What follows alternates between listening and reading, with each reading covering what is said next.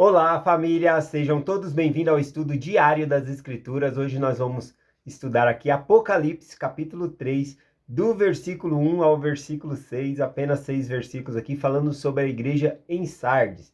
Bom, o que nós sabemos sobre a cidade de Sardes? A cidade de Sardes, ela era bem protegida, tá bom? Ela ficava em cima de uma colina, era uma verdadeira fortaleza. Diz que os seus portões eram impenetráveis. E apesar de toda essa proteção na cidade de Sardes, ela foi dominada duas vezes facilmente, tá bom? Uma vez por Ciro, a outra vez eu não lembro quem foi, mas foi por descuido, pelos próprios vigias ali que não vigiaram direito, né, a cidade, né? Ciro, por exemplo, ele achou uma abertura por outro lugar entre as fendas ali da montanha e invadiu a cidade, conquistou facilmente ali porque os soldados, né, não estavam alerta, não estavam vigiando, tá bom? Então teve duas ocasiões que ela foi invadida facilmente aí. Também a cidade de Sardes, ela era muito promissora em negócios, tá bom? Diz que era o primeiro lugar onde se fazia tinturaria, tingia os tecidos, a lã, tá bom? Inclusive a palavra Sardes, né, ela é um nome indefinido, não tem definido exatamente o que é a origem dessa palavra, mas dentro da palavra Sardes tem a raiz da palavra vermelha no grego, tá bom? Que combina muito com o que eles faziam lá, né? O maior negócio lucrativo era a tinturaria, né? Ou seja, tingir de vermelho ali a lã, né? Ou de outra cor ali também, tá bom? Então isso é o que nós sabemos da cidade de Sardes. Vamos lá para a igreja de Sardes aqui. O Senhor vai falando algumas coisas e a gente vai percebendo o que o Senhor vai falando e por que o Senhor está falando a essa igreja dessa maneira. Vamos lá, versículo 1 diz assim, ó. Ao anjo da igreja que está em Sardes, escreve: Isso diz o que tem os 7 Espíritos de Deus e as 7 estrelas. Eu conheço as tuas obras e tem nomes de que está vivo e estás morto. Bom, então aqui tem uma tradução de Joseph Smith no versículo 1, né? Quando fala o anjo da igreja, fala ao servo da igreja, né? Ou seja, está escrevendo ao servo da igreja em Sardes. Aqui diz: ah, Isso diz o que tem os 7 Espíritos de Deus e as 7 estrelas. Bom, o que é esses 7 Espíritos e as 7 estrelas? As 7 estrelas está lá em Apocalipse, capítulo 1, versículo 20, respondendo que as estrelas são os servos de Deus, ou seja, são os líderes da igreja, tá bom? Então, as 7 estrelas estão na mão de Deus, significa que os líderes, eles são guiados por Deus, eles estão na mão de Deus. Por isso é importante de você estar debaixo de um ministério, de um líder que é do Senhor Jesus Cristo, porque você está sendo ministrado pela autoridade correta do Senhor, tá bom? Então, eu gostei dessa parte aqui. O número 7, ele é simbólico, significa completude. Conforme eu já falei, não significa só essas 7 igrejas, mas todas as igrejas do Senhor. Assim como 7 estrelas na mão do Senhor, significa que todos os líderes são escolhidos por Deus e estão na mão do Senhor. Tá bom? Aqui, inclusive, diz aqui, né? O Senhor se identifica como o que diz o que tem os 7 Espíritos de Deus. Deus, ele não tem 7 Espíritos. Então, aqui está falando da completude do Espírito de Deus. Tá bom? Então, é isso. Continuando no mesmo versículo, ainda falou aqui: Conheça as tuas obras. Aliás, esse conheça as tuas obras, o Senhor falou em todas as igrejas. Ele conhece as nossas obras perfeitamente. Ele sabe as intenções do nosso coração. Se ele não soubesse, como que ele poderia saber o que ele diz no versículo seguinte aqui, ó? Conheça as tuas obras e tem nomes de que vives e está morto, né? Aqui é uma repreensão muito forte, né? A pessoa tem nome de que vive, mas está morto. É uma igreja que aparentemente, exteriormente, ela estava viva, poderia estar ali fazendo as suas atividades, fazendo as coisas, mas interiormente ela estava morta. Só o Senhor, com o seu olhar, ele consegue ver essas coisas, né? Que parece que está vivo, mas está morto. Tem nome. A cidade de Sardes, né? Ela era muito promissora, porém não se desenvolveu muito, tá bom? Comparando aqui nome do que tem vivos, mas está morto, né? Eu posso comparar aqui com pessoas que aparentam ser algo, mas não é. Como ele falou, aparenta estar vivo, né? Tem nome de que está vivo, mas está morto. Bom, seria... tem uma escritura aqui, eu vou ler, eu acho melhor. Está aqui na própria palavra do Salvador Jesus Cristo aqui. em Mateus 23, versículo 27, ele diz assim: Ai dos escribas e fariseus hipócritas, pois eis que são semelhantes aos sepulcros caiados, que por fora realmente parecem formosos, mas interiormente estão cheios de ossos de mortos e de toda a imundície. Então, o sepulcro caiado aqui, o Senhor está chamando os fariseus ali, os escribas, de sepulcro caiado. Sepulcro caiado é aquele onde é depositado os corpos das pessoas ali que morreram, e por fora ele é pintado, né? Ele fica bonitinho ali, fica bonito aquele sepulcro. Mas lá dentro do sepulcro está cheio de imundícia, né? Porque o corpo se deteriora, tá cheio de bicho, vai comendo ali. Então é um cheiro horrível, por isso que fecha ali, né? Então ele está falando que eles são igual ao sepulcro caiado. Isso aqui cai com o que o Senhor está descrevendo sobre a igreja em Sardes. Ela tem nome de que está viva, mas está morta.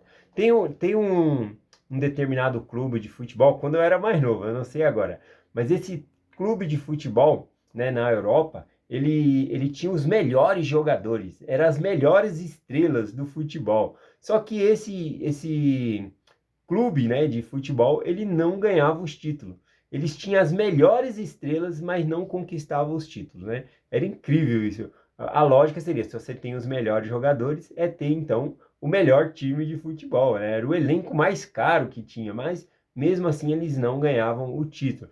Então, poderemos comparar, assim, a esse time, né? O mesmo sentido. Tem nome de time grande, mas não conquista título nenhum. Igualmente, pode ter uma ala, uma igreja, na qual tem nome, né? Ou seja, muitos missionários retornados, muitas pessoas ali já foram bispos, líderes importantes na igreja, mas a igreja não cresce, né? A gente vê ali que está sempre no mesmo número, nunca cresce para se dividir e virar mais uma ala. O propósito é expandir o evangelho. Nós somos chamados não para reter, né? Ou para manter o que nós, quando nós somos chamados, mas para multiplicar, fazer com que o coro aumente, torne-se 2 coros, aumente a frequência, aumente o número de membros. Então, aqui fala exatamente sobre isso. Tem nome de que está vivo, mas está morto. Por fora, parece uma igreja excelente. Nossa, tá cheio de missionário retornado aqui. Mas quando você vai ver, não tem resultado, não tem apoio um dos outros e assim por diante, tá bom? Então essa parte aqui fala sobre isso, né? Tem nome de que está vivo, mas está morto. Vamos lá, aqui o versículo 2 diz assim, ó: Sê vigilante e fortalece o restante que está para morrer, porque não achei as tuas obras perfeitas diante de Deus. Bom, essa palavra ser vigiante aqui, o Salvador Jesus Cristo, ele usou ela também em referência à segunda vinda dele. Lá em Marcos, capítulo 13, do versículo 35 ao 37, falando sobre vigiar e orai, porque vocês não sabem a hora que o Filho do Homem há de vir, referindo-se à segunda vinda de Jesus Cristo. Também no jardim, no Monte das Oliveiras, quando ele pede para orar e vigiar, né, velar com ele ali, vigiar.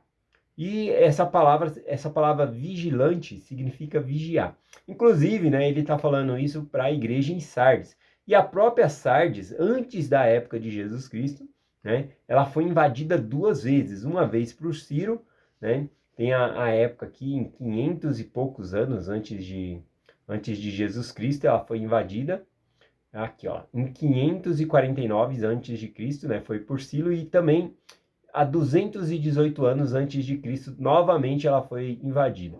Conforme eu falei, a cidade de Sardes, ela era uma verdadeira fortaleza. Mas as 2 vezes que ela foi invadida, foi por descuido, por os guardas não estarem vigiando da maneira adequada, tá bom? Então veja a importância aí de estar vigiando. Então aqui nesse versículo, o Senhor ele fala, ser vigilante, né? Isso deve tocar bem ali a mente ali dos que eram de Sardes, lembrando, né, da história da queda deles ali por 2 ocasiões. Ser vigilante e semelhante, e esteja continuamente vigilante. Vigilante, peraí que eu li estou na outra parte aqui, estou no versículo 3, ser vigilante fortalece o restante que estava para morrer. Então, observe que existia um remanescente fiel dentro de Sardes, né, na igreja. Então, a igreja estava morta, mas não todos. E ele fala, fortalece esses que estão para morrer, estão no eminente ali, na maca, né, para morrer, mas fortalece esses. tem jeito ainda, né? Vamos fortalecer esse. Então ele incentiva aqui a fortalecer esses.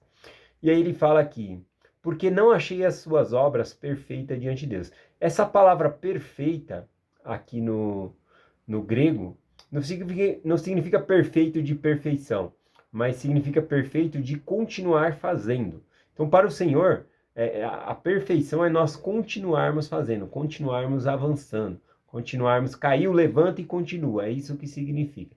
Então, isso é o que o Senhor não exige, na verdade, a perfeição, ele exige que nós continuemos no caminho do convênio.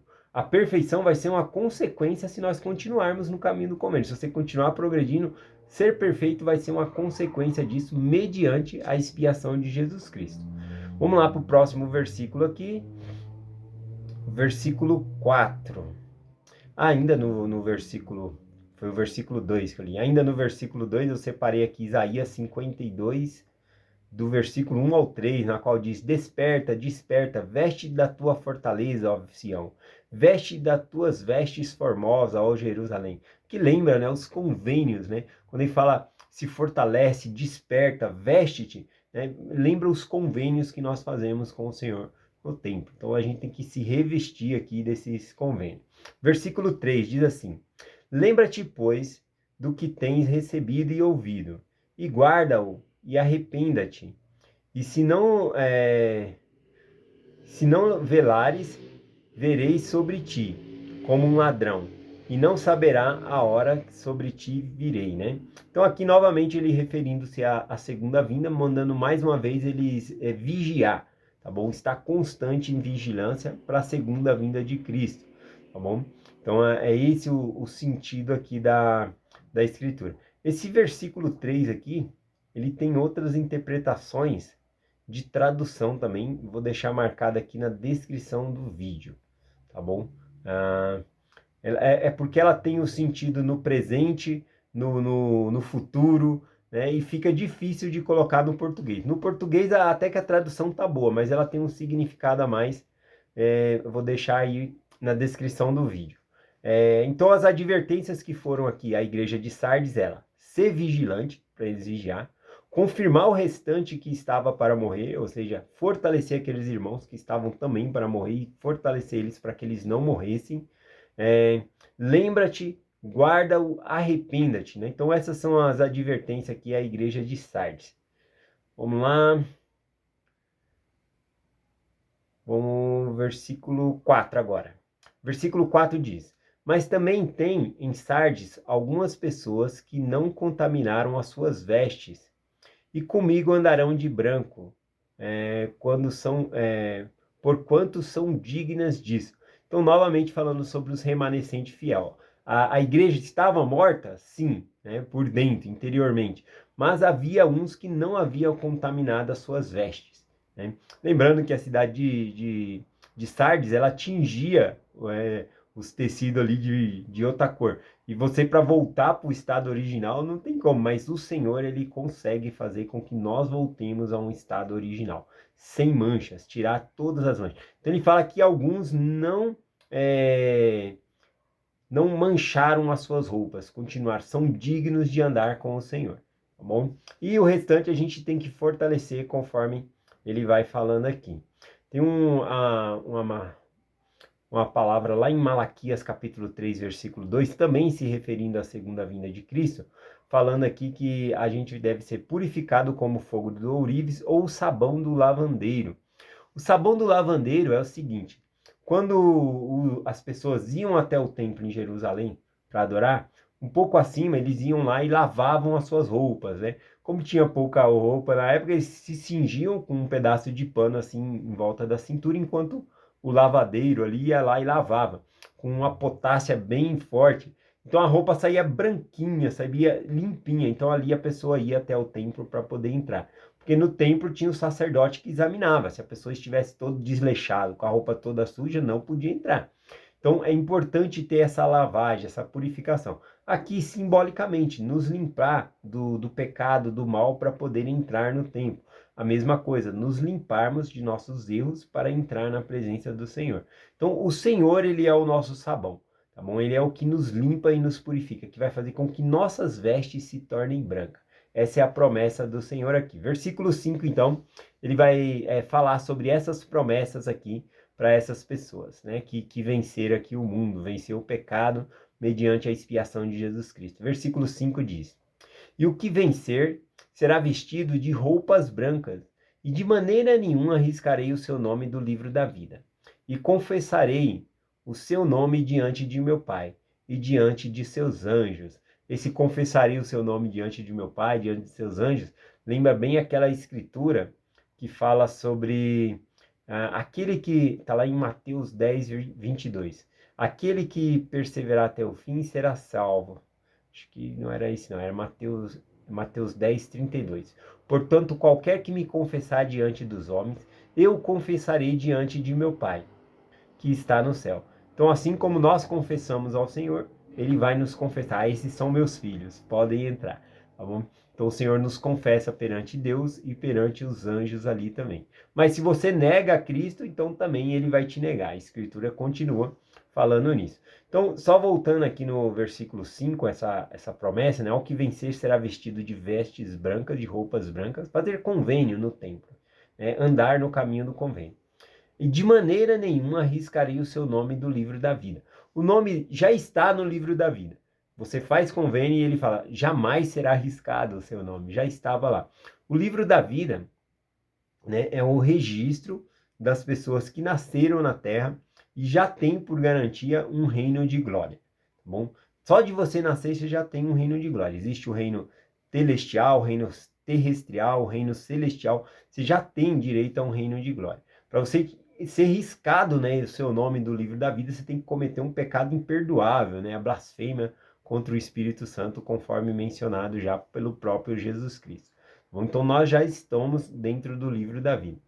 Mas existe outro registro também que faz das ordenanças que fazemos, tá bom? Dos convênios que nós fazemos. E esses convênios também são registrados. Tudo que é registrado na terra é registrado no céu, para que possamos entrar no reino celestial. Então, aqui falando um pouquinho, né, sobre esse livro da vida. Então, a carta finaliza aqui com o versículo 6, assim como ela finaliza com os outros versículos nas outras cartas, né? Diz aqui, quem tem ouvido para ouvir, ouça o que o Espírito diz às igrejas. Bom, a parte mais forte nessa carta aqui é a parte que o Senhor diz que a igreja tem nome de que está viva, mas está morto. Seria eu, por exemplo, todo mundo tem uma admiração, acha que eu sou uma boa pessoa, mas por trás, né? Por trás eu pinto ali várias coisas erradas, faço várias coisas erradas. Então eu aparento ser uma pessoa boa, mas não sou. Seria como um sepulcro caiado, tá bom? Então seria o exemplo aqui. Agora, já que falou aqui sobre a igreja estava morta, você vê que Jesus Cristo ele não fala de fazer um velório para essa igreja, não, ele quer levantar eles. Aliás, você já reparou que ninguém permanece morto perante Jesus? A solução para a igreja morta é Jesus Cristo. Ninguém permanece morto, né, perante Jesus. A gente tem a história lá de Marcos, capítulo 5, do versículo 21 ao 23, a filha de Jairo, que morreu, e Jesus Cristo levantou ela da morte. Depois nós temos lá também, em Lucas, capítulo 7, do versículo 11 ao 17, sobre o filho da viúva de Naim. Já estava indo, já saindo da cidade para enterrar o seu filho, né? O cemitério ficava sempre fora da cidade. E aí, quando eles estavam indo, Jesus parou ali a esquife onde estava sendo levado o corpo do filho da viúva de Naim, e ele levanta aquele homem, né, que havia morrido ali, e levanta ele da morte e entrega, né, ali para os braços da mãe. Então, ninguém permanece morto na frente de Jesus. Nós temos também Lázaro, que já havia 4 dias que já havia sido sepultado, e Jesus Cristo falou, vem para fora, e Lázaro vem, né? Aqui eu acho que vocês repararam que eu evitei a palavra ressurreição, né? Porque ninguém ressuscitou antes de Jesus Cristo. Ressurreição para a vida eterna. Então, esses que Cristo levantou antes, levantou sim, mas depois essas pessoas morreram. Até mesmo a Escritura, se você tem dúvida sobre isso, a Escritura diz que Cristo ele é a primícia dos que dormem. Ele foi o primeiro a ressuscitar, referindo-se à ressurreição para a vida eterna, tá bom? Então ninguém permanece morto diante de Jesus. E Jesus ele não condena essa igreja que está morta, ele quer o que? Levantar essa igreja. A solução é estar com Cristo. Se nós estamos com Cristo, ele nos levanta e vai nos ajudar a ter essa vida. Não somente aparentar ter vida, mas ter vida dentro de nós mesmos. É essa mensagem que eu compartilho com vocês. Em nome de Jesus Cristo. Amém. Até amanhã.